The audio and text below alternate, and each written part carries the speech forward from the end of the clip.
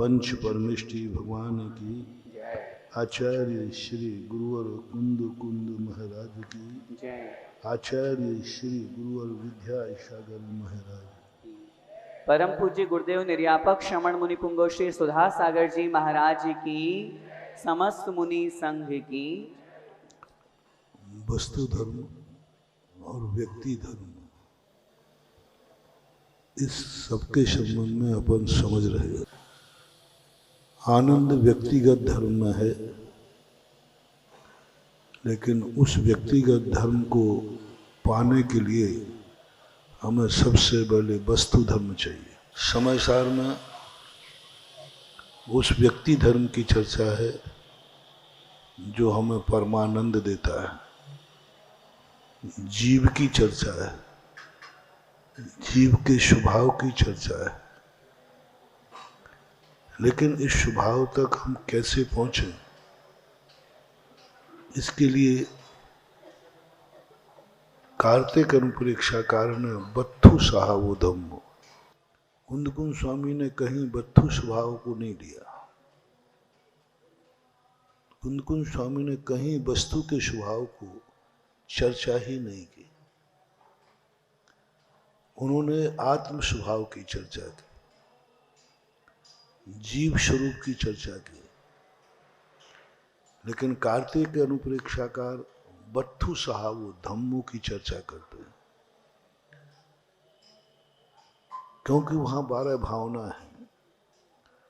12 भावना में आत्मा का स्वरूप कम है, संसार का स्वरूप बताया।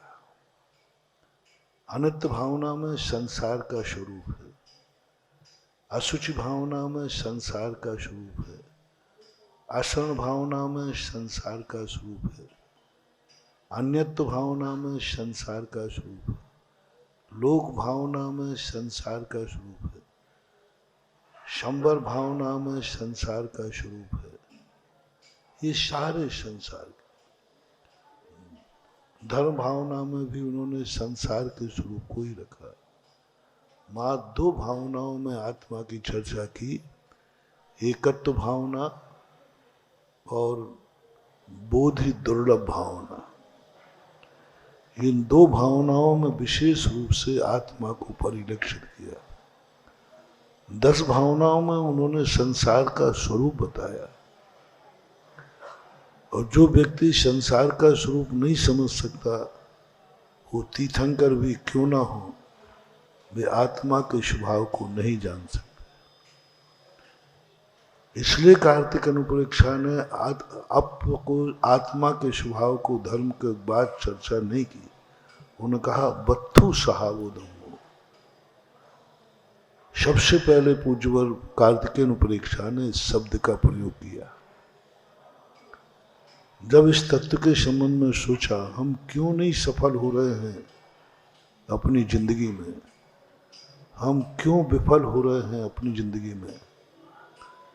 हमारी इच्छा है, हम चाह रहे हैं, लेकिन हम अपनी जिंदगी अपने तरीके से नहीं जी पा रहे।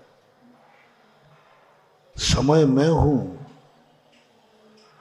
लेकिन सार मुझे समझ में नहीं आ रहा है। कैसा पागलपन है, खुद की अनुभूति नहीं हो रही है। मैं खुद ही हूं, खुद की अनुभूति करना है।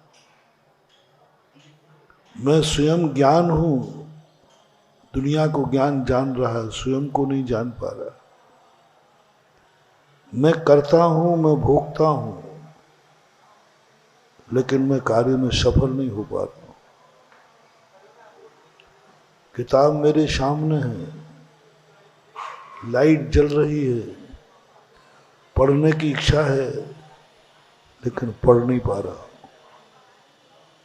ऐसा क्यों होता है? हम दूसरे की जिंदगी अपने अनुसार बना सकें या ना बना सकें, लेकिन कम से कम जिंदगी में हम अपनी जिंदगी को तो अपने अनुसार बना लें। दूसरा व्यक्ति मेरे अनुकूल बने या ना बने, मैं खुद अपने अनुकूल बन जाऊं।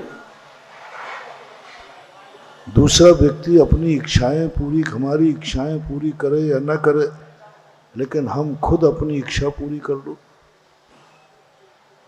दूसरा व्यक्ति हमें संतुष्ट रखे या न रखे, मैं खुद अपने आप में संतोष धारण कर लूँ। हर स्थान पर फैल है। जिंदगी से लोग चिड़चिड़ा गए हैं, जिंदगी से लोग ऊब जाते हैं। झुंझला करके दिन भर से व्यक्ति झुंझला करके नींद की गोली खाता है। ऐसे क्या जिंदगी में हमने किया कि शाम को मुझे नींद की गोली खाना पड़े?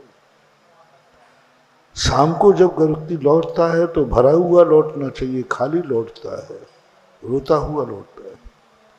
वास्तु में एक सूत्र दिया है, जब तुम किसी कार्य को करके लौटो तो सामने तुम्हारे परिवार के लोग क्या इंतजार कर रहे हैं कि जिस कार्य को गया है वो सफल होकर लौटेगा। वो तुम्हारे चेहरे पर सफलता देखना चाहते हैं। तुम जिस कार्य को गए हो पूर्ण होकर लौटोगे, चेहरा खिला हुआ लौटेगा, आनंद की लहर होगी। जब तुम किसी कार्य को करने जाना, देखना, आप गौर से देखना, कभी किसी कार्य को करने गए, घर वालों को मालूम है तुम इस कार्य के लिए गए, तुम जाते ही सबसे पहले सारे लोग तुम्हारे चेहरे को देखेंगे। ऐसे देखेंगे जैसे तुम अजनबी हो, ऐसे देखेंगे तुम्हें कभी देखा ही नहीं हो। क्यों देखते हैं? सब देखना गौर से, सब देखना, तुम्हारे चेहरे की तरफ देखेंगे। क्या देख रहे हैं चेहरे में? ये चेहरे में देख रहे हैं कि ये जिस कार्य के लिए गया था वो सफल हुआ है या नहीं हुआ है। सफल हुए हो तो एक प्रसन्नता की लहर होगी, वो समझ जाएंगे खुश होकर लौट रहा है, इसका अर्थ है सफलता। और तुम मुंह लटका के लौटे तो अशुभ हो गया। घर को लौटते समय किसी भी व्यापार में सबसे बड़ा शगुन कहा है, गृहस्थी का सबसे बड़ा शगुन है। घर में लौटते समय जितने तुम खुश, प्रसन्न, पूर्ण होकर के लौटोगे, समझ लेना उतनी ही सिद्धियां तुम्हारे घर में होंगे। घर में रोते हुए प्रवेश नहीं करना, घर में अतृप्त होकर प्रवेश नहीं करना, घर में टेंशन से प्रवेश नहीं करना। उस घर में सिद्धियां खत्म हो जाती हैं। पूर्ण होकर लौटो, प्रसन्न चित्त होकर लौटो जिंदगी में। चिड़चिड़ा बन के मत लौटो, थके हुए मत लौटो, बोर होके मत लौटो। 90% लोग घर जाते हैं थके हुए। उस समय कोई उनको थोड़ा सा बोल और देवे तो है क्या हो रहा है? तुम परीक्षा दे के जाते हो, चिड़चिड़ा बन के जाते हो, बोर होके जाते हो। हर क्रिया करने के बाद तुम थक रहे हो, हर क्रिया करने के बाद में ऐसा लग रहा है चिड़चिड़ापन सा आ रहा है। यही तुम्हारी जिंदगी का अपशगुन है। तुम कुछ ऐसे आह्लाद से भरो, तुम कुछ ऐसे आनंद से भरो कि तुम सफल होकर लौट रहे हो। जाते समय अनेक शंकाएं हो सकती हैं। जाते समय तो तुम शगुन उठाते हो, शुभ करते हो, लेकिन आते समय तुम शगुन में नहीं आते, थके हुए आते हो। नहीं, कुछ करके आए हो, कुछ पाके आए हो। पाके आए होते तो खुश नजर आते, तुम तो खोकर आए हो। पाके आए होते तो खुश नजर होते, तुम तो खोकर आए हो। संस्थान से तुम घर में जाओगे, कुछ पाके जाओगे तो खुश होते हुए जाओगे। कोई पूछेगा बेटा क्या बात है, संस्थान से लौट रहे हो, ऐसे तो कभी खुश नजर नहीं आए। बोले पूछो ही मत, समय सार पढ़ के लौट रहा हूं। पूछो मत। मंदिर से भगवान का दर्शन करके लौट रहा हूं, पूछो मत। माला फेर के लौट रहा हूं, पूछो मत। भक्तांबर पढ़ के लौट रहा हूं, बस वो है महत्वपूर्ण। तुम्हें पढ़ने के बाद, जपने के बाद कैसा लगा? ऐसा लगा कि मैं आनंद से भर गया। एक चेहरे पर आह्लाद आना चाहिए। दूसरा पढ़ ले वे कि तुम कहां से लौटे हो। आज चेहरा तुम्हारा बहुत प्रसन्न है, कहना प्रभु दर्शन करके लौटा हूं,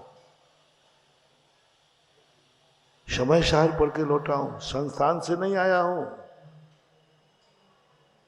गुरु के पास से आया हूं। 5 साल बाद तुम जहां जाओ, जहां देखो, जहां कोई भी मिले, तुम्हारे अंदर एक संतुष्टि होना चाहिए, तृप्ति होना चाहिए। दुनिया में व्यक्ति पढ़ने के बाद ज्यादा टेंशन में चला जाता है, नौकरी के। पढ़ाई करने के बाद पढ़ते समय इतना टेंशन नहीं होता जितना पढ़ने के बाद होता है। और संस्थान से निकलने के बाद भी टेंशन है, तो संस्थान में पढ़े ही नहीं हो तुम। तुम्हें पढ़ने के बाद तुम्हें कोई टेंशन नहीं है, पढ़ाई के बाद तुम्हें नौकरी का कोई टेंशन नहीं है, पढ़ाई के बाद तुम्हें घर की कोई विषयता नहीं है, पूरी कोई टेंशन नहीं है। संस्थान से पढ़ के आया हूं, तो संस्थान से पढ़ के आए हो तो क्या मतलब है? नौकरी करना है कि नहीं करना, पैसा कमाना है कि नहीं कमाना? बोले सब कमाना है, लेकिन फिर क्या बात है? बोले टेंशन नहीं है, क्योंकि जो कुछ मुझे करना है ये मजबूरी में है, और जो मुझे करना है वो तो मैं करके आया हूं, पढ़ के आया हूं। अब मुझे नौकरी का कोई टेंशन नहीं है, क्योंकि मैं वह स्वरूप, वह धन लेकर आया हूं जो इस धन के हवाओं में भी हमें सुखी कर देगा। हम वो रास्ता ढूंढ के आए हैं जहां आजीविका की जरूरत नहीं पड़ेगी, हम वो उपलब्धि करके आए। धर्म का अर्थ ही होता है कि हम एक ऐसा चमत्कार अपनी जिंदगी में घटाएं जिसमें अभाव में भी सद्भाव की अनुभूति हो जाए। धर्म का मूल सिद्धांत है महावीर स्वामी का, अभाव में सद्भाव की अनुभूति। समय सार कहता है पूर्ण की अनुभूति करो। पूर्ण में हूं ही नहीं, पूर्ण में हो नहीं सकता। अभी 10-15 दिन पहले एक प्रवचन दिया था, 2 दिन के लिए। पूर्ण हुए बिना अनुभूति हो नहीं सकती, पूर्ण हुए बिना आनंद आ नहीं सकता। और ये घोषणा हो चुकी है, इस संसार में कोई व्यक्ति पूर्ण हो नहीं सकता। 2 विरोधी बातें। पहला निर्णय क्या है? पूर्ण हुए बिना आनंद, और पूर्ण इस दुनिया में आज तक कोई हुआ नहीं, किसी भी तरफ से। धन दौलत की तरफ से आज तक कोई पूर्ण, जितनी संसार में जितने नोट छपते हैं वो एक व्यक्ति के पास आ जाए तो वो धन से पूर्ण हो गया। ये कब होगा? संसार में जितने नोट हैं वो एक साथ एक व्यक्ति के पास कब आएंगे? जितने नोट, वो किसी के पास एक भी नहीं रहना चाहिए, एक भी नोट नहीं रहना चाहिए। सब जितना आज तक छपे हैं सब एक व्यक्ति के पास कब आएंगे? असंभव। बंद हो जाए तो आ जाएंगे, सब बैंक में चले जाएंगे, आ नहीं सकते। हम पूर्ण धनी हो नहीं सकते। संसार का पूरा सोना चांदी मेरे अलावा किसी के पास नहीं रहे, पूर्ण किसी के पास भी नहीं, सब मेरे पास, तब मैं पूर्ण धनी कहलाऊंगा। तब आनंद आएगा कि मैं धन से पूर्ण हूं, मैं हूं अपने में स्वयं पूर्ण, धनानंदी। और जब तक पूर्ण नहीं होंगे धन की इच्छा बढ़ती जाएगी। अभी ये उतना और नहीं है, इतना और नहीं है, और ये कभी होना नहीं।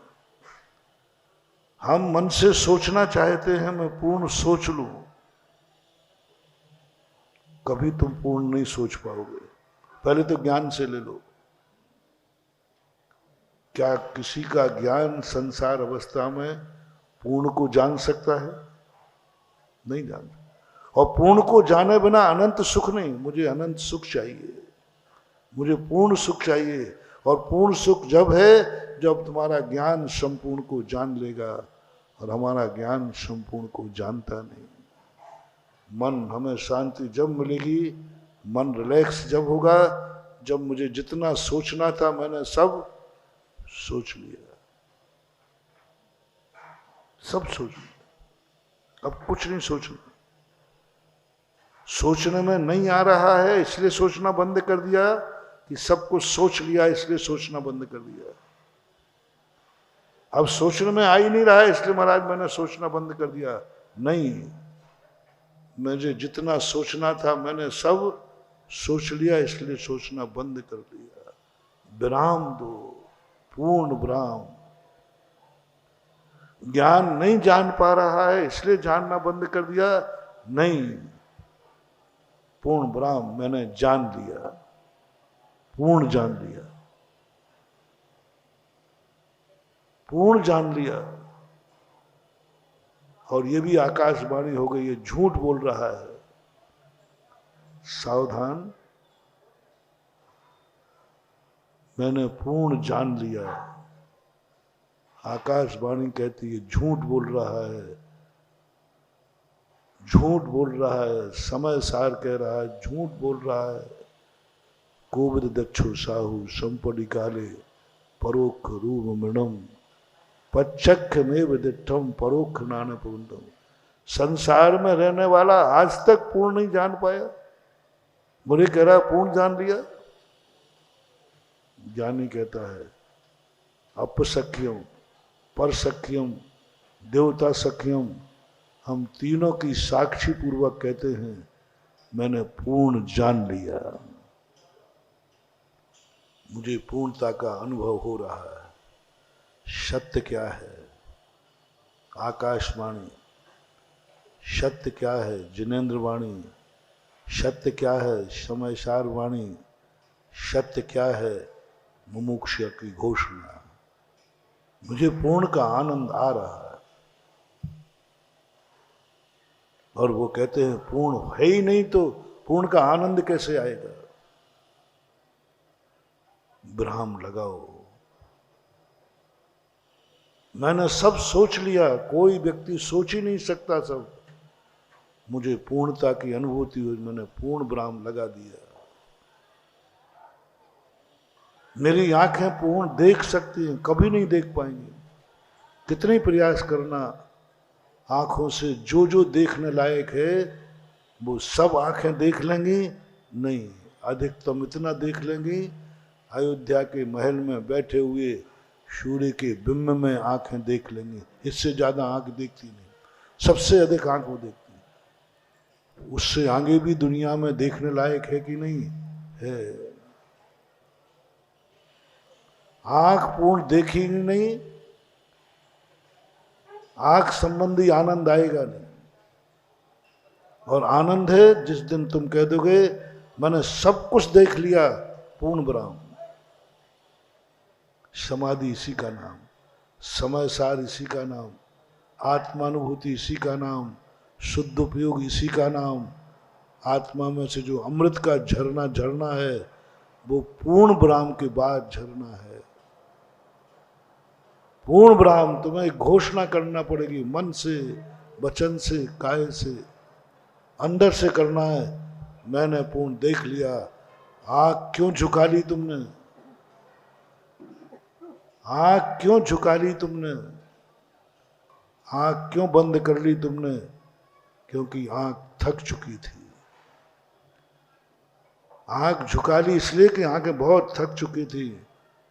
मजदूर है, थक गया है, अधूरा है। आँख क्यों झुका ली तुमने? जो देखना था मैंने सब देख लिया है। अंतर समझना।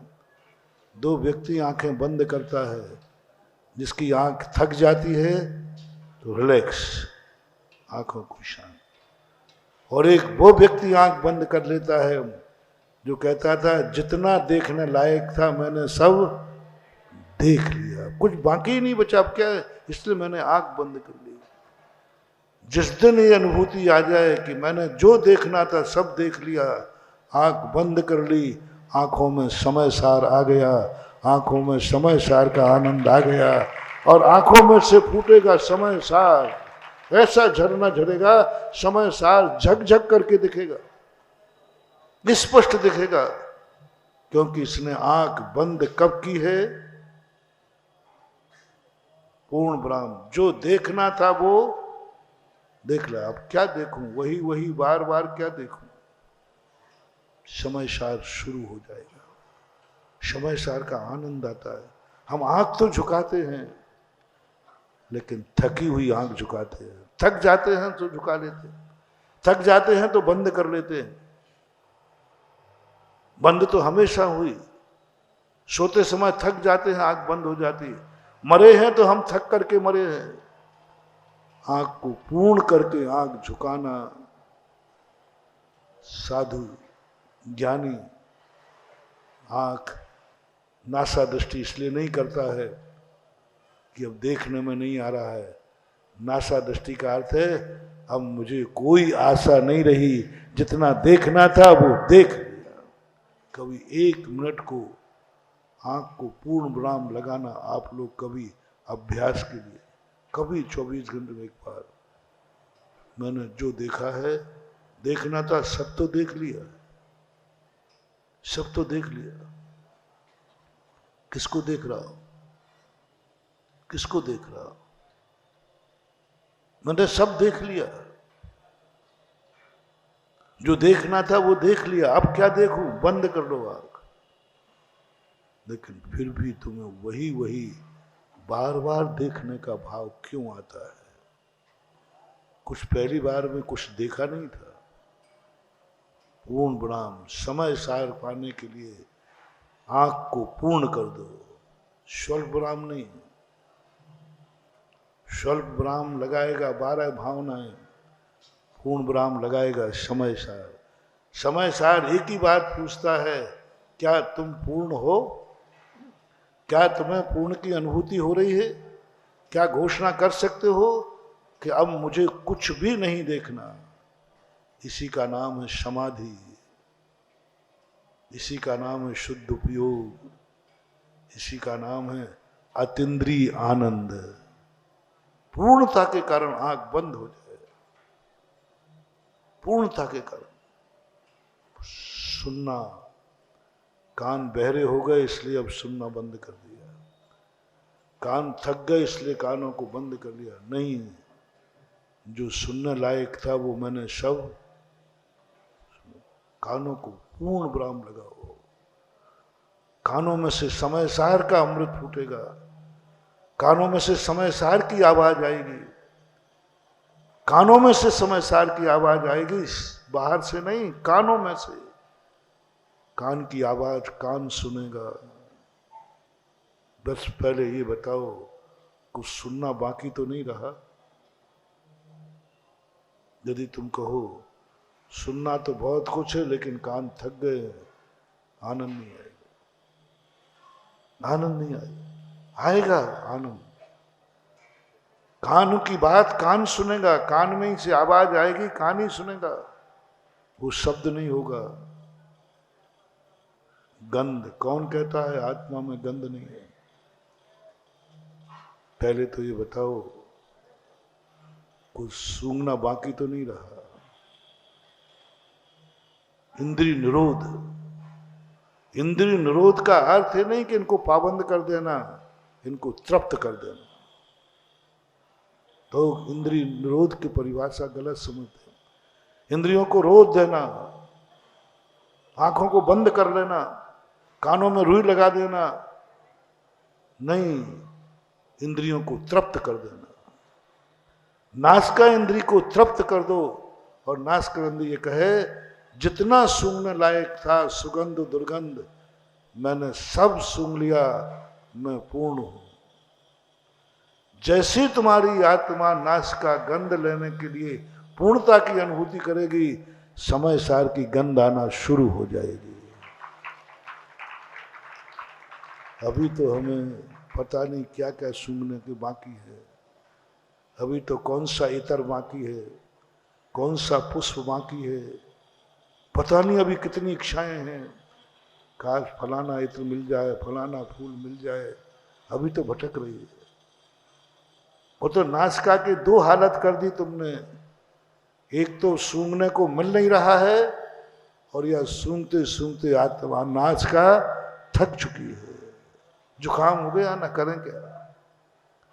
एक तो सूंघने को नहीं मिल रहा है और एक मिल रहा था लेकिन नासिका को जुकाम हो गया है। तुम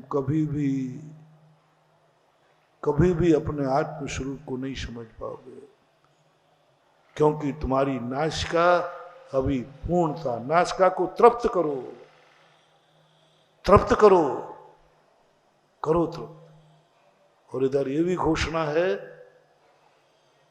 कि तुम जितना तृप्त करोगे उतनी तृष्णा बढ़ेगी। दोनों विरोधी देखना। कुंदकुंद स्वामी कहते तेरी नासिका तृप्त है क्या? उदय कार्तिकेय उपरीक्षाकार कहते हैं आज तक किसी की इंद्रियां तृप्त हुई ही नहीं है। जितना जितना हम तृप्त करते हैं उतनी उतनी नासिका की इच्छाएं और बढ़ती हैं। ये घोषणा है। इसमें सत्य किसकी मानूं? कौन सत्य है? कुंदकुंद स्वामी कहते हैं नासिका को तृप्त करो और कार्तिकेय उपरीक्षा कहते हैं कभी नासिका तृप्त होने वाली नहीं। नासिका तृप्त हो जाएगी ना, अमृत की गंध आ जाएगी, आत्मा की गंध आ जाएगी। रस उन्होंने कह दिया आरस है, आरस है और तुम्हें उसका रस लेना है। क्या कह दिया? आरस है आत्मा, तुम्हें उसका रस लेना है। हमें तो रस में ही आनंद आता है, बिना रस के तो क्या। भोजन में ही एक दिन थोड़ा कम्बड़ बने, थोड़ी सा नमक कम हो जाए तो रस खत्म हो जाता है। और क्या है समझना महानुभाव, एक दिन नमक नहीं रहा भोजन में, बोलो ना महाराज, वो जा ही नहीं रहा अंदर। क्यों? गला बंद हो गया क्या? अभी हम एक चुटकी नमक के रस के लोलपी हैं। हमें एक छोटा सा रस न मिल पाए तो भोजन में मजा नहीं आता। जाओ, तुम्हें कभी समय सार का रस नहीं आ सकता। इसलिए महावीर स्वामी ने पहले साधु से कहा आत्मा का रस रहित है, तू बाहर से नीरस भोजन करके दिखा। नीरस भोजन करके दिखा पहले। नीरस में रस, नीरस में रस, रस में रस नहीं है। नीरस में रस लेके दिखाओ तो जाने तो तुम्हें आत्मा का आनंद आएगा। आप लोग देख लो सब, क्या एक दिन नीरस भोजन कर सकते हो? वैसा ही जैसे रसवान में करते हो। नीरस में आनंद है जिसको, इसलिए रस परित्याग नाम का तप रखा कि जिस साधु को रस रहित भोजन में रस आता हो वही अपने आप में अरसवान आत्मा में रस आ सकता है। रस रहित भोजन में रस आना ये आत्मा की अनुभूति का, इसको आत्मा का, आत्मा कैसी है? अरस है। भोजन कैसा है? त्यागी का, नीरस। नीरस भोजन, नीरस आत्मा, दोनों की संधि बैठ गई। अब इसको कोई समय सार से रोक नहीं सकता। नीरस भोजन हमारी प्रतिबिंब है, प्रतीक है, शुरुआत है, साधना है। नीरस भोजन में आनंद ले रहा है, इसको बहुत जल्दी अरस आत्मा का आनंद आ जाएगा। भोजन तो सरस चाहिए। जिसको सरस भोजन करने की आदत है उसको नीरस आत्मा आ ही नहीं सकती। रस नीरस आत्मा, आत्मा को क्या गति, ऐसे विशेषण दिए कि दुनिया लोग फेंक के चले जाए। ऐसा भोजन परोसा, ऐसा भोजन परोसा, लोग थाली उठा के फेंक देंगे। ये कोई भोजन है क्या? कोई रस नहीं है। बोलो, छात्र छात्रा हो, एक आध दिन कोई रस न दिया जाए। और तुम्हें पहले से बताया नहीं गया था, 14 भी नहीं थी, 10 लाख क्षण भी नहीं था। उस दिन क्या होगा सोचो कभी। ऐसा हो तो क्या हो, उस दिन क्या होगा। कोई रस नहीं उस भोजन में। क्या मन से, वचन से, काय से उसी आनंद के साथ भोजन कर सकोगे जिस आनंद के साथ कल किया था। झूठ मत बोलना। मां ने भोजन बनाया था, रस नहीं दिया कुछ भी। क्या तुम सामने वाले को महसूस करा सकोगे कि मुझे रस में और नीरस से कोई फर्क नहीं पड़ता, मुझे भूख मिटाना थी, वो मिटेगी। नीरस भोजन से भूख मिटती है कि नहीं? सरस से मिटती है कि नहीं? रस मात्र मुंह का रस है, उतरी घाटी हुई माटी। कर सकते हो क्या? समय सार रूपी मां देख रही है, समय सार जानता है, जिनवाणी मां जानती है ये बेटा समय सार के लायक है कि नहीं। कैसे समझो? तो समय सार भोजनालय में जाएगा, समय सार भोजनालय में जाएगा, कुंद कुंद स्वामी भोजनालय में जाएंगे और एक दिन सारा भोजन नीरस कर देंगे। नमक भी नहीं, मिर्ची भी नहीं, घी भी नहीं, कुछ नहीं, सूखे अनाज की रोटी, वो भी बाजरे की रोटी, और कोई पता नहीं मुझे क्या है। और समय सार मां देख रही है चेहरे की तरफ। गिलास पानी पी रहा है, खाना तो है ही, फैल कर दे, ये समय सार के लायक नहीं। और यदि कर दिया उसने कि ओहो कल रसवान था, आज नीरस है, इसके खाने के ढंग में, इसके चेहरे पर किंचित मात्र भी शिकन नहीं है, ओहो ये है समय सार के लायक।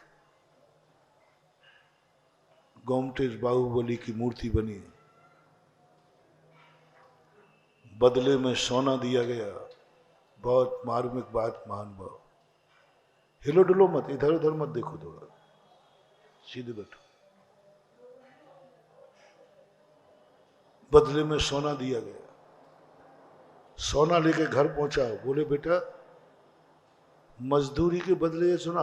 बोले हाँ, एक सेठ मूर्ति बना रहा है, उसने जितना पत्थर तोड़ो उतना सोना मिलेगा। माँ कहती है बेटा मैंने तुझे जन्म देकर मूर्खता की।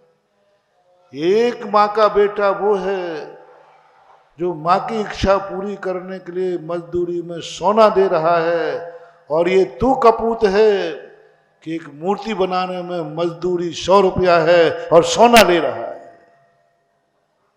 उसके लिए सोने की कोई कीमत नहीं, और तू उस सोने को समेट रहा है। इतना लोभी हो गया, मजदूरी जितनी है उतनी ही मजदूरी के अलावा तू सोना लेके आ गया। अरे वो दे रहा था तो क्या हुआ? तुझे कहना चाहिए था कि साहब मैं उतना ही लूंगा जितनी मजदूरी देने वाला दे रहा है, तो क्या हुआ? देने वाला दे रहा है वो तो उसकी भावना है, मां की इच्छा पूरी करना है, लेकिन तेरा ईमान क्या बोलता था? ये तो उसका बहुमान है माँ का, ये तो बहुमान है भगवान का। तेरा ईमान क्या बोलता था? बेईमान कहीं के, तेरा ईमान क्या बोलता है? तूने तो उतनी मजदूरी की है जितनी मजदूरी लायक था। तूने क्यों नहीं बोला कि सेठ जी आप कुछ भी दो, मैं तो उतनी मजदूरी लूंगा? तो मैंने मांगा नहीं है मां, उसने दिया है। हाँ यही तो परीक्षा है, देने पर भी हम उतने लेंगे जितने मजदूरी। साधु की परीक्षा। भोजनशाला में आहार करने जाता है, साधु मांगता नहीं है, अपने आप देते हो, और नहीं लेंगे तो तुम्हें दुख होता है। फिर भी जिनवाणी माँ पूछती है, क्यों तुम इतना कह के क्यों आए? क्या इसके बिना नहीं चलता था? नहीं माँ, वो दे रहा था तो मैं क्या करूं, और नहीं लेते तो उसको दुख होता, इसलिए मैंने ले लिया। जिनवाणी माँ कहती है, नहीं, वो दे रहा था उसकी महानता है, तेरा ईमान क्या है? ले तप बड़ा बन हेतु नहीं तज पोस दे तज। श्रावक चाहता है कि मैं रस ही रस दूं, और साधु चाहता है कि मैं नीरस करूं। उतना ही ले जितना तेरी साधना में, जितना तुझे जरूरी है। तेरा ईमान क्या बोलता है? उस श्रावक का तो बहुमान है, अलोल नाम का ये गुण है। साधु ये नहीं कह सकता मैं क्या करूं, उन्होंने दिया तो ले लिया, मैंने कोई जबरदस्ती थोड़ी लिया। और नहीं लेता हूं तो उसको बहुत बुरा लगता था, इसलिए उसको बुरा ना लगे इसलिए मैंने ले लिया। जिनवाणी कहती है, नहीं चलेगा बहाना, तेरा ईमान क्या बोलता है? तुझे इसकी जरूरत थी? बोले नहीं थी, तो क्यों लिया? अनर्थ दंड। इसलिए तुम्हें कितना भी दुख लगता हो, दो बातें देखना मेरे पूज्य गुरुदेव के हार में, एक भी रस नहीं लेते, और खाते समय देखना उनका चेहरा ऐसे खाते हैं जैसे 56 भोग कर रहे हो, सटरत भोजन कर रहे हो, ऐसे स्वाद चटकारा देते आचार्य जी। कुछ भी रस नहीं है, एक भी रस,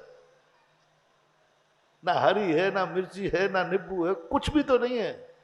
और खाते समय ऐसे खाते हैं कि तुम देखना खाते समय चेहरा। नीरस में रस है। तुम एक आध गिलास कभी आचार्य जी के बाद जब भोजन बचे तो खा के देखना, और महाराज उसी भोजन को कैसे खा के आए, आनंद के साथ। नीरस में रस, ये है समय सार की ध्वजा, ये है समय सार का लक्षण, ये है समय सार की प्रतिबिंब। नीरस भोजन में रस आना, नीरस भोजन में रस आना। नीरस भोजन कर तो लोगे कर्म की मार से, जब घी मिल ही नहीं रहा है, किस्मत में ही नहीं है, कर लोगे। राणा प्रताप ने जब कर्म ने मार दी तो घास की रोटी खा ली, खा लोगे। लेकिन नीरस में रस आना। दूसरा, तुम्हें दुख कब होता है? तुम बहुत अच्छे अच्छे आइटम बनाते हो और वही आइटम निकाल देते हैं, वही आइटम निकालेंगे जो तुमने परोस दिया है। महाराज जी यही तो मैंने बनाया है आज विशेष, तो यही तो निकालना है आज विशेष। अब जब साधु तुम्हारे बनाए हुए आइटम थाली में से निकालता है, तुम्हारा चेहरा देखो कैसा होता है, बहुत दुख होता है। साधु तुम्हारी दुख की तरफ न देखकर कहता है, मेरा ईमान क्या कहता है, मेरे लिए कितनी जरूरत है। साधु श्रावक कितना भी देवे, लेकिन साधु वही लेगा जितना उनको जरूरत है। यही उसके समय सार की निशानी है। मां कहती, तेरा ईमान क्या बोलता है, तेरी मजदूरी कितनी होना चाहिए। उसने दिया तो ले लिया, उसने सोना दिया तो लेके आ गया, जा वापस करके आ। जितनी मजदूरी थी तो घर में लौट के आना, नहीं तो तेरी मर्जी तू पड़े। आज तक मैं तेरी कमाई से भोजन नहीं करूंगी। ईमानदारी का भोजन बना। ऐसे ही नहीं बन गया गोमटेश बाहुबली की मूर्ति, ऐसे ही नहीं बन गई विश्व की अतिशयकारी मूर्ति, ऐसे ही नहीं बन गई अकेले चामुंड राय से मूर्ति। एक और चामुंड राय का अतिशय कि मजदूर को मजदूरी के बदले सोना दे रहे हैं। क्यों बांटना सोना, जितनी मजदूरी है तो। आज मूर्तियों का अतिशय कम क्यों हो रहा है? क्योंकि आज जैनी मूर्ति नहीं लाते हैं, बनिया मूर्ति लाते हैं। मैंने जयपुर में मूर्तियों से पूछा, मैंने कहा तुम लोग मूर्तियों का व्यापार करने लगे, ठहराव करने लगे? बोले महाराज नहीं करते थे हमारे दादाजी, अभी 50 साल पहले तक। मूर्ति शिल्पी बनाता था, आंख नहीं खोलता था, आंख में पुतली बनती ना, वो नहीं खोलते थे। मूर्ति रखी रहती थी, सेठ जी आते थे, मूर्ति पसंद करते थे और वो कहता सेठ जी निछावर, मूल्य नहीं, निछावर। सेठ जी अपनी मूर्ति पसंद आ गई, भगवान पसंद आ गया, सेठ इतना खुश होता था, इतना खुश होता था कि वो जो अपने लाई हुई पोटरी सोने की मोहरें दे देता था। 500 की मूर्ति है, 5000 डाल देता, ले पकड़, गिनता नहीं, गिन के नहीं देना, तूने मुझे खुश किया। जैनी खुश हो जाता है, राजा खुश हो जाता है, खजाना खोल देता है, और बनिया खुश हो जाता तो 1 पैसे की चिल्लर बांट देता है। कितने पैसे की? 1 पैसे की चिल्लर होती है? हाँ होती है। पहले चलता था आधा आधा, अधन्ना तांबे का चलता था आधा, मैंने देखा है। बनिया प्रसन्न हो जाए तो 1 पैसे की चिल्लर बांट दे, और जैन और राजा खुश हो जाए तो खजाना खोल दे। जैनी खुश होते ही, और घर में जाकर जब वो पोटरी खोलते थे, सारा घर, सेठ जी ने इतना धन दे दिया। 500 रुपए की मूर्ति थी, 500 रुपए की मजदूरी थी, सेठ ने 5000 दे दी, सेठ ने सोने की मोहर दे दी। वो सेठ की उसकी दुआ, किसकी दुआ? शिल्पी की। 500 लगना है, 5000 मिलना है, कोई सेठ आ जाए। चामुंड राय ने यही कहा, मुझे शिल्पी की दुआ चाहिए, जितनी मजदूरी नहीं, सोना दो। शिल्पी अवभाग्य, ये होता है। मैंने कहा अब क्या हो गया? बोले 2-4 बार ऐसा हुआ महाराज, हम लोगों ने नियम नहीं बदले, हम लोग तो आज भी निछावर को तैयार हैं, लेकिन 2-4 कंजूस सेठ आ गए बनिया, उनसे कहा सेठ जी निछावर दीजिए। उन्होंने धीरे से गिन के 100 का नोट दे दिया। अब हम तो बचन के पक्के थे, जो निछावर में मिले वही। घर जाके जब देखा, मजदूरी 500 की और मिली कितने? 1 बार हुआ, 2 बार हुआ, 10 बार हुआ। तब सारे शिल्पियों ने, परिवार ने बैठ के चला, अभी तक जैनी मूर्ति खरीदने आते थे, अब बनिया आते हैं, ऐसे तो दिवाला हो जाएगा, रोजी रोटी छिन जाएगी।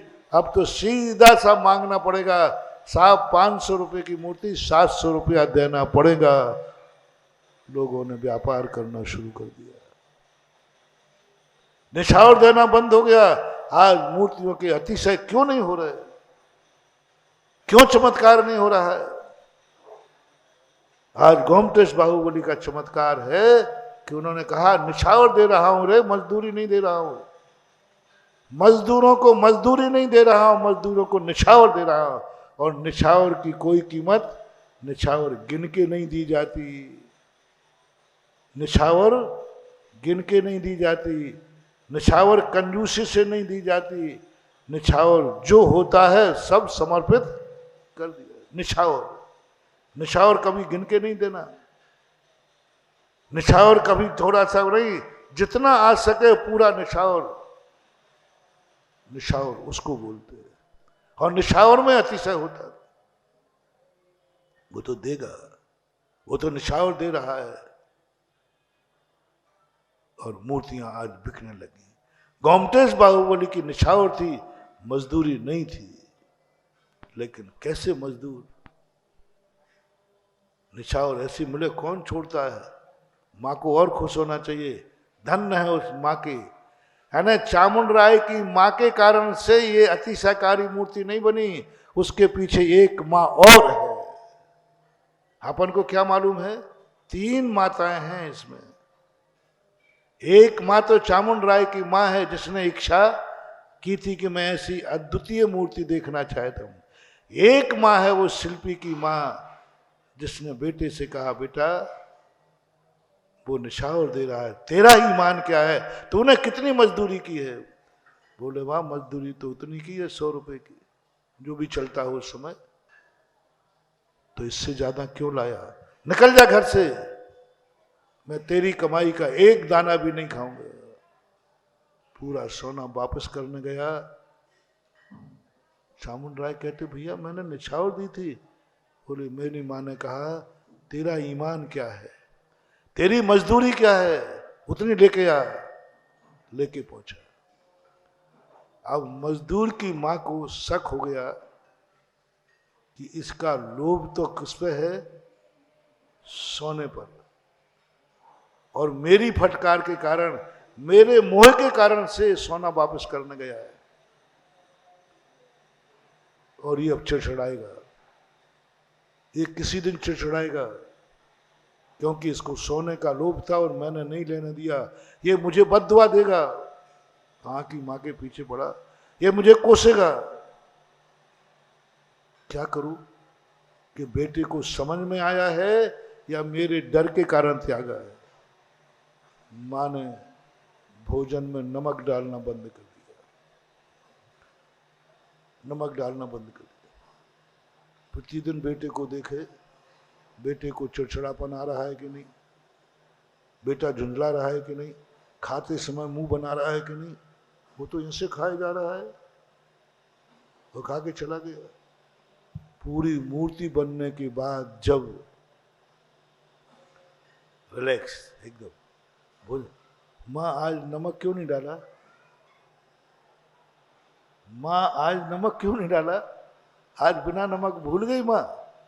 बोले बेटा आज नमक नहीं डाला, मैं तो उसी दिन से नहीं डाल रही हूं जिस दिन से तू सोना वापस करने गया था, तो बिना नमक के खा रहा था।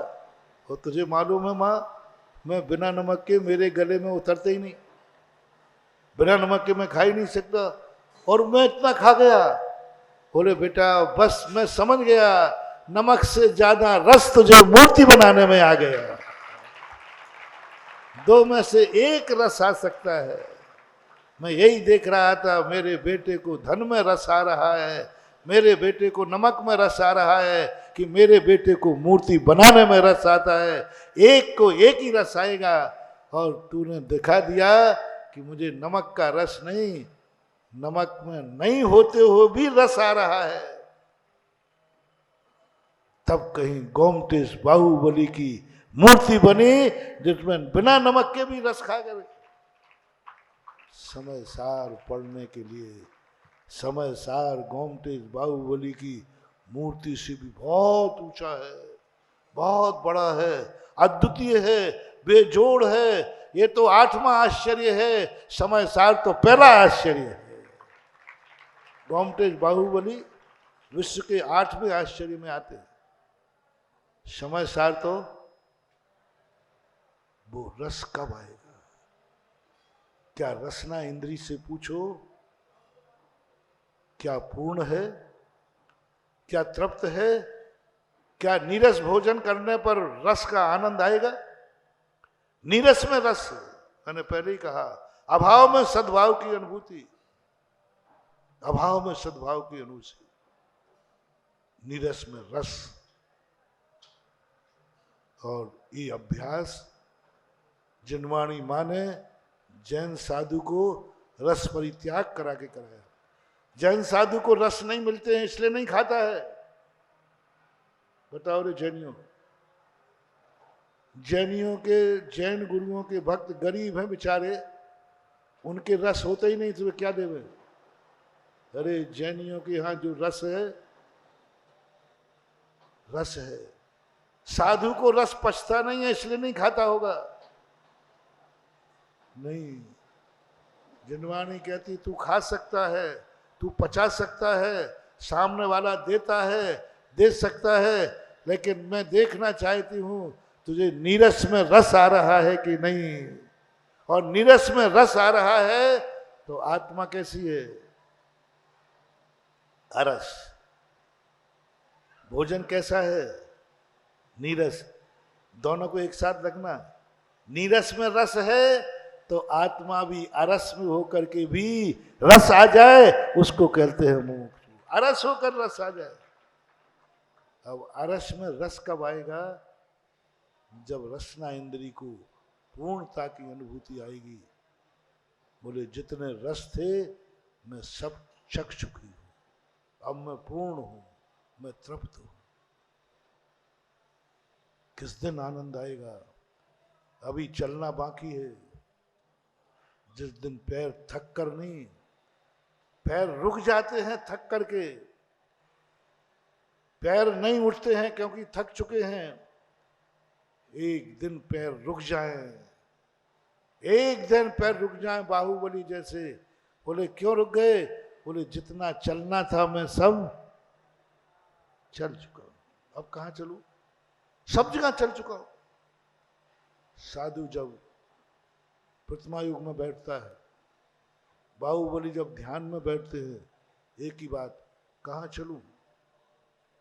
जितना दुनिया में चल सकता था मैं एक एक चीज को अपने पैरों से नाप चुका हूं, सब जमीन में चल चुका हूं।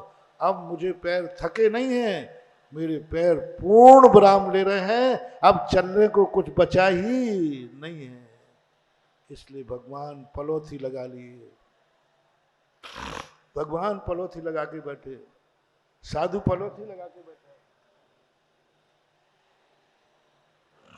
क्योंकि थक चुका है। नहीं, पैरों को कह दिया बस पैर पूर्ण विराम लगा दो पैरों को। हाथों पे हाथ क्यों रख के बैठे हैं? निठल्ले ठलुआ कहते ना, अरे भाई तू हाथ पे हाथ रखे क्यों बैठे? कुछ थोड़ा बहुत हिलदुल कुछ तो कर तो सही। भगवान क्यों हाथ पे हाथ रखे बैठ गए? साधु समझदारी क्यों हाथ पे हाथ रखे बैठ गया? इसलिए कि मेरे से कुछ करते नहीं बनता, इसलिए अब मैं थक चुका हूं, इसलिए कि मैं जिस कार्य को करूं उसी में फेल होता हूं। ये तीन कारण हैं। भगवान थक चुके हैं, भगवान के कुछ बस की नहीं है। नहीं भगवान समय सार कहता है उनके हाथ थके नहीं हैं, असमर्थ नहीं है। अभी उनके हाथों में इतनी ताकत है कि 3 लोग को डमरू के समान घुमा सकते हैं, डमरू के समान। जम्बू द्वीप को यूं हाथ से उछाल सकते हैं। अभी थके नहीं हैं, असमर्थ नहीं है, बस उनके हाथों को पूर्णता की अनुभूति हो रही है कि मुझे जितना करना था मैं सब कुछ कर चुका हूं, अब करने को कोई शेष ही नहीं रहा, जो था वो सब कर चुका हूं। जिस दिन तुम्हारे हाथों में पूर्ण विराम लग जाए, जो करना था वो सब कर लिया, जो चलना था वो सब चल लिया, जो खाना था वो सब खा लिया, जो सूंघना था वो सब सूंघ लिया, जो सुनना था वो सब सुन लिया, जो देखना था वो सब देख लिया, जो चिंतन करना था वो सब कर लिया, जो ज्ञान को जानना था सब जान लिया। अब मैं पूर्ण हूं, मैं हूं अपने में स्वयं पूर्ण ही है समय सार। पूर्णता की अनुभूति हर तरफ से। कमाना था मैंने कमा लिया। समाधि इसी का नाम है। समाधि असमर्थ नहीं, जैन दर्शन पलायनवादी नहीं है, पूर्णवादी है। जैन दर्शन पलायनवादी नहीं है। लोमड़ी को अंगूर नहीं मिले तो अंगूर, ये लोमड़ियों का धर्म नहीं है। अंगूर तो वो भी चाह रही है, लेकिन क्या करें? बोलो, नहीं अंगूर का मेरा त्याग है आज। अरे वारे भाई, लोमड़ी और अंगूर का त्याग कर दे, मामला कुछ है, थोड़ा पता करो। वो अंगूर के लिए गई तो थी, लेकिन वो अंगूर खट्टे थे या थे ही नहीं। थोड़ा पूछो अपने बेईमान मन से, पूछो अपनी बेईमान आंखों से, पूछो अपने बेईमान कानों से, पूछो अपने बेईमान हाथों से, पूछो अपने बेईमान पैरों से, पूछो अपने आप की सारी इंद्रिय और मन से, पूछो अपने ज्ञान से, विश्राम क्यों कर रहे हो, थक करके या पूर्ण से? पूछो पूछो पूछो। आंखों से आंखें बंद क्यों कर ली? थक गई हैं इसलिए, क्या सब कुछ देख लिया है इसलिए? पूछना कभी, पूछना पूछना। सब तरफ से दो ही बातें आएंगी, खाने को नहीं मिल रहा है इसलिए त्याग कर दिया। दूसरे आएंगे, अब पेट भर गया तो क्या खाऊं? पेट भर गया है इसलिए छोड़ दिया है कि अब मैं बहुत खा चुका हूं। उपवास में लंघन में कितना अंतर है। लंघन वाले को मिला नहीं है सो नहीं खाया, और उपवास वाले को क्या था, बहुत तो खा चुका, आज नहीं खाऊंगा तो क्या फर्क पड़ता है। खा लिया, बहुत खा लिया। 360 रसोइयों ने भोजन बना के रखा है। चक्रवर्ती कहता है अष्टांग का पर्व है, उपवास है। बोले क्यों? बोले बहुत तो खाया, एक दिन नहीं खाऊंगा तो क्या फर्क पड़ता है। बहुत तो खा चुका, एक दिन नहीं खाऊंगा, उसका नाम है उपवास। बहुत खा चुका ये ब्राह्मण, बहुत देख चुका, आज नहीं देखूंगा तो क्या फर्क पड़ता है। आज मैं आंख बंद रखूंगा। बोले क्यों? जिंदगी तो हो गई देखते देखते, आज नहीं देखूंगा तो क्या फर्क पड़ता है। आज मैं कुछ भी नहीं सुनूंगा, जिंदगी तो हो गई सुनते सुनते, आज नहीं सुनूंगा तो क्या फर्क पड़ता है। आज मैं इत्र फुलेल तिलक कुछ भी नहीं सूंघूंगा, जिंदगी तो हो गई सूंघते सूंघते। आज मैं कुछ भी नहीं खाऊंगा, क्योंकि खाते खाते जिंदगी निकल गई, आज मैं कुछ भी नहीं खाऊंगा। तब उपवास होता है, तब उपवास होता है। इंद्रियों का उपवास, लंघन नहीं। इंद्रियों को लंघन नहीं, इंद्रियों को उपवास कराओ। लंघन तो बहुत बार हो जाता है। काजल की कोठरी में, जेल में किसी को डाल दो, ना वो पिक्चर देख रहा है, ना कुछ कानों से सुन रहा है, ना किसी से बोल रहा है, ना खाने को मिल रहा है, ये तो लंघन हो गई। नहीं, उपवास कराओ इंद्रियों का। पेट का ही उपवास नहीं, इंद्रिय का उपवास। और इंद्रिय का उपवास दो तीन कारणों से होगा। सीमित समय के लिए होगा, बहुत देख चुका हूं आज नहीं देखूंगा, बहुत भोग चुका हूं आज नहीं भोगूंगा, बहुत बोल चुका हूं आज नहीं बोलूंगा, बहुत चल चुका हूं आज नहीं चलूंगा, बहुत कर चुका हूं आज नहीं करूंगा, तो समझ लेना ये उपवास है। और पूर्ण देखना, समझना, बहुत खा चुका हूं आज नहीं खाऊंगा, बहुत देख चुका हूं आज, ये क्या है? उपवास, एक नियम। आज नहीं खाऊंगा, कहूं बहुत खा चुका हूं। इसमें समय सार आएगा नहीं, समय सार में एडमिशन हो जाएगी। दो बातें सुनकर के मैं ब्राह्म करा ब्राह्म करता हूं। एक बात, जब तुम्हें ऐसा आ जाए मैं ये सब बहुत कर चुका हूं आज नहीं करूंगा, तो समझ लेना आपका एडमिशन लायक आप हो। आज नहीं करूंगा, आज नहीं खाऊंगा, आज नहीं बोलूंगा, आज नहीं सुनूंगा, आज नहीं चलूंगा, आज मैं कुछ नहीं करूंगा।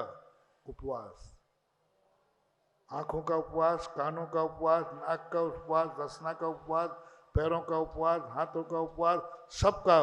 बहुत कमा चुका हूं आज नहीं कमाऊंगा। व्यापार से उपवास, उपवास अकेला रोटियों का नहीं होता है रे, व्यापार का उपवास। समंत्रभद्र महाराज ने कहा अकेले वो रोटी छोड़ करके उपवास करने का नाम नहीं है।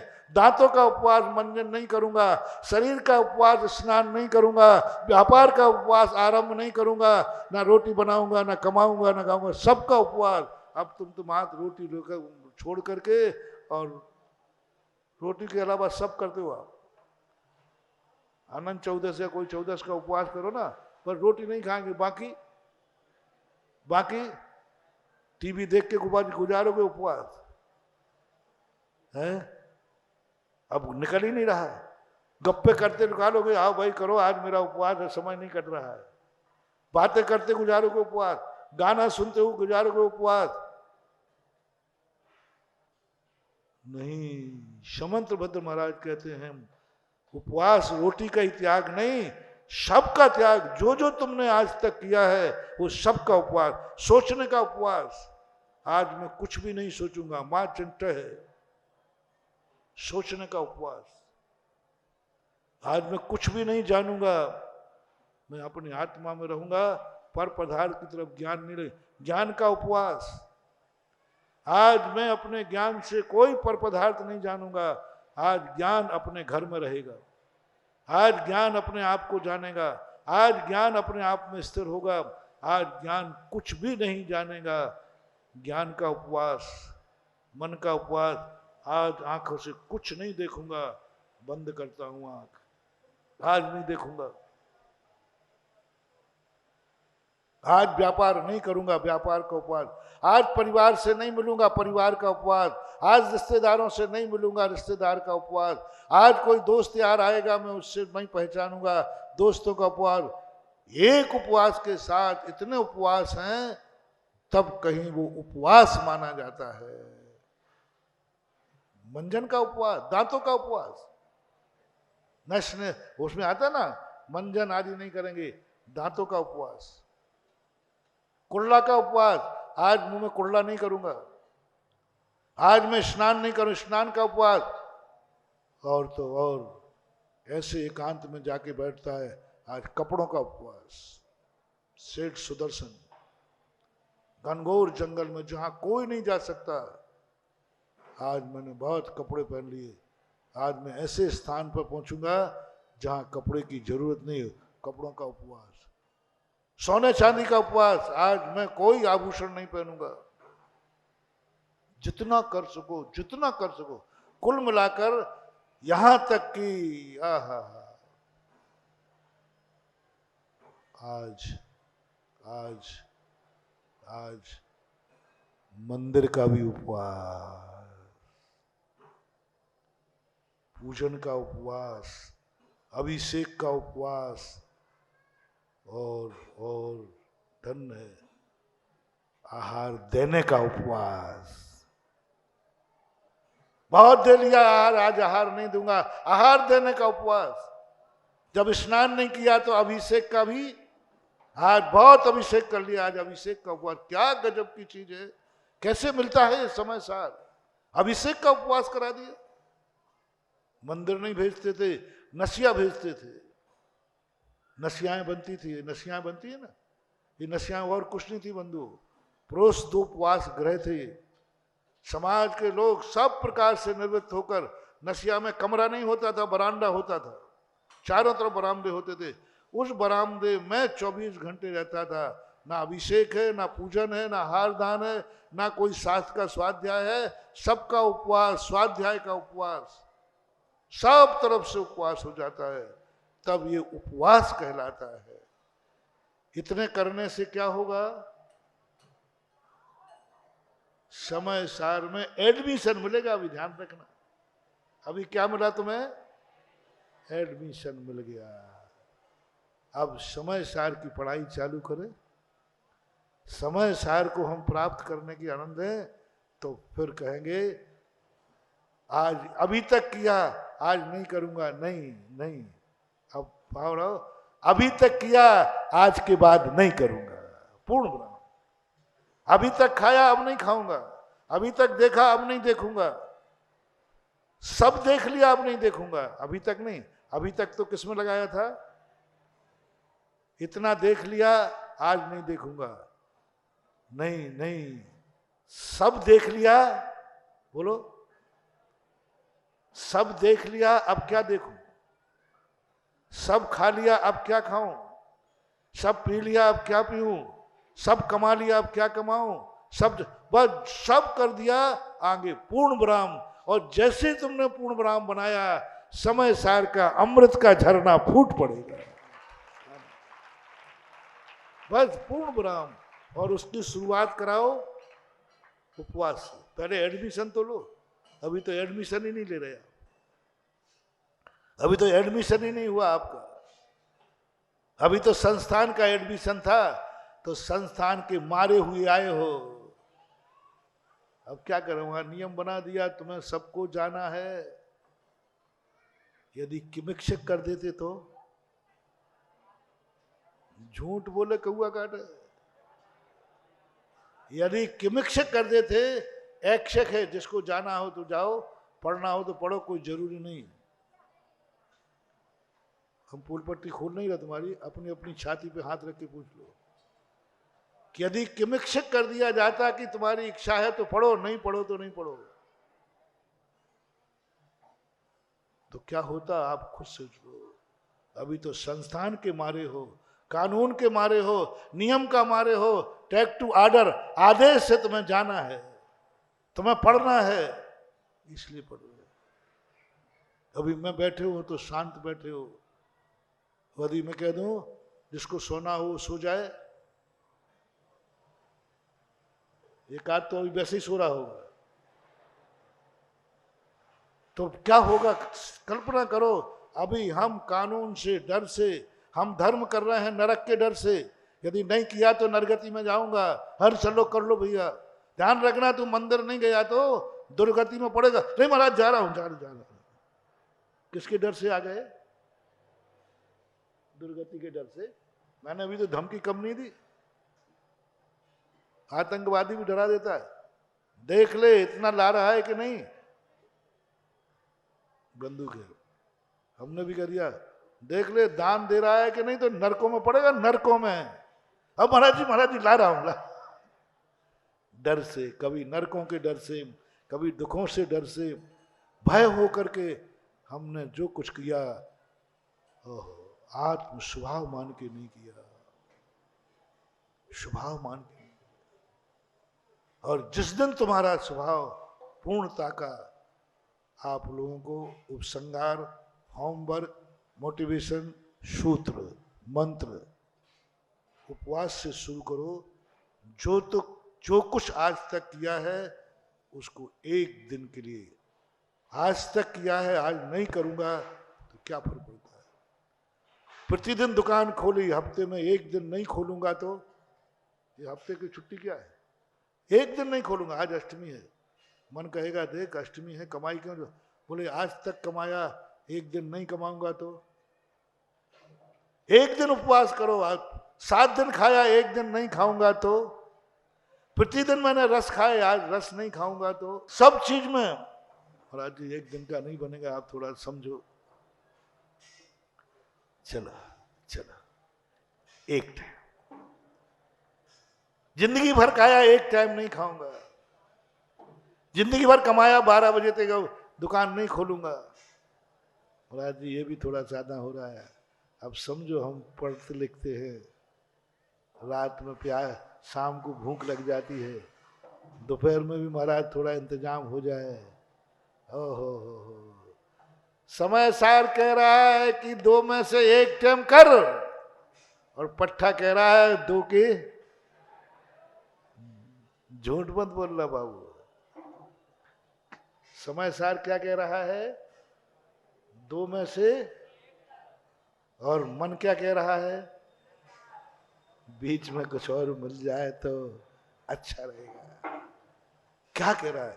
चलो कोई बात नहीं, कुछ घंटे के लिए सही, थोड़ा रोको, प्यास लगी है, बहुत पानी पी लिया, 1 घंटे नहीं पीऊंगा तो 1 घंटे को, आध घंटे को, 1 मिनट को, 2 मिनट को, कुछ तो विराम करो, जिससे ये तो पता चले कि तुम समय सार में प्रवेश करना, तुम समय सार का आनंद लेना चाहते हो, अपने आप को अपनी परीक्षा करना।